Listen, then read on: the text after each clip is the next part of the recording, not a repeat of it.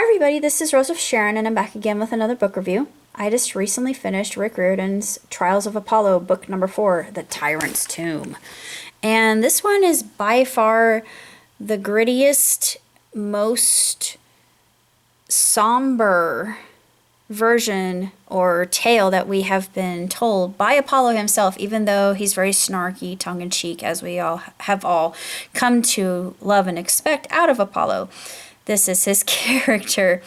And that's why I love the Apollo books so much, because he has a tendency to make light of a situation even though it's a grave one. And in this case, it's nothing short of the truth, and there are even some character deaths in this one, spoiler alert, but I'm not going to go into who actually dies, but it's very tragic and very sad, and we're not really used to seeing deaths that much. Well, if you've read all the Camp Jupiter and Camp Half-Blood, yeah, there have been some deaths, Thalia being one of them, but that was early on, and I guess it's not really something uncommon in these particular books, to be honest.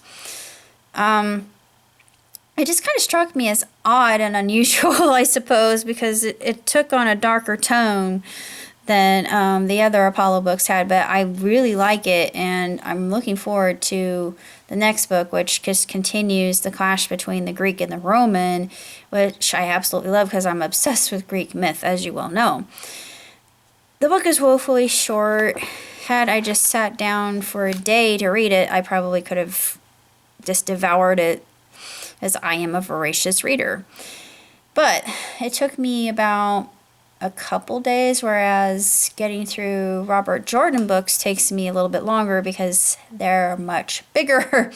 And as you are probably well aware, I am a glutton for punishment, and as soon as I get paid, I'm going to get the rest of the books in the series, and I will be reading them in order.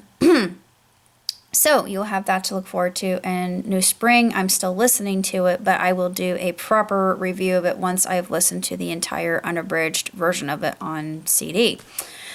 Despite all that, and coming to my point here, Apollo, the series, is the best as far as I'm concerned, and it never disappoints me. I'm always wanting more, and Riordan has more books that are coming out. He has one that's based on African myth, and of course Aru Shah is Indian myth, and then you've got Native American myth that he'll be writing, and I'll be getting that one at some point. And I'm thinking he'll be writing more of the Dragon Pearl as well, and I hope he does, because that one in particular was really quite intriguing, because I'm not really too familiar with Korean myth. Now, I am somewhat familiar with Japanese and Chinese myths. And they're similar because they like to borrow from one another. But I really wish he would do one on Aboriginal myth, because I think that would be incredibly good. Someone's got to do it. I just don't know who. I'm not Australian, so it's really not it's not my expertise. But if anyone were to do a book on that kind of mythology, it would be Riordan, and he would probably collaborate with someone just like he has with the other books.